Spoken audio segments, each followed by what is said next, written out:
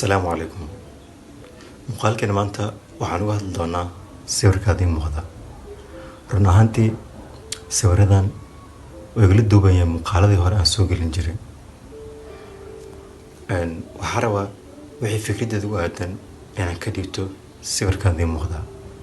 waxaad aragtaa qof ku jira badda dhexdeeda ama biyo ay yihiin mid mool ah. misna waxaa ka gacan haatinaya qof dhibaataysan oo leh help me, halay caawiyo isagoo dhahayo. haddana waxaad arkaysaa dad shacab ah oo banaanka jooga misna daawadayaal ah.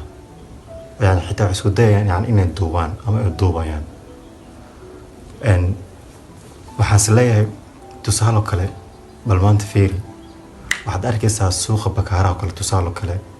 haddii maanta qof lagu dhacayo oo qofkaasi la dhibaateynayo, waxaa qariib ah in qofkaasi ay daawanayaan dad kumanaan qofood.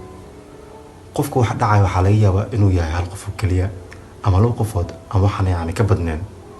waxaa laga yaabaa qofkaas dhacaya ama dhibaatada u geysanaya, waxaa laga yaabaa inuu sito mindi ama aalad kale ama qori wuxuu doonaba ha ahaadee.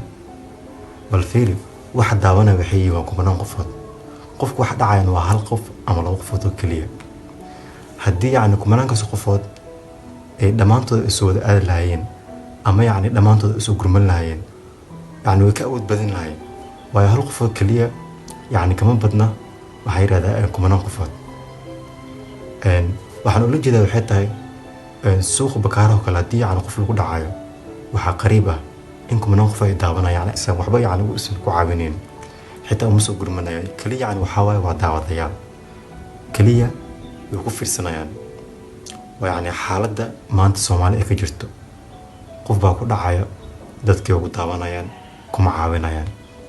haddaan usoo noqono sawirkan, bal fiiri qofka maanta badda ku dhex jira ee dadkana daawanayaan misna ay duubanayaan ayagoo caawin karaan dhammaantood haddii isugu gurmadaan ama qofkaas sidoo kale u gacan haatiyaan. midkood waxaa laga yaabaa inuu soo uu nafsadiisa khatarta ku jirtay inuu ka badbaadiyo.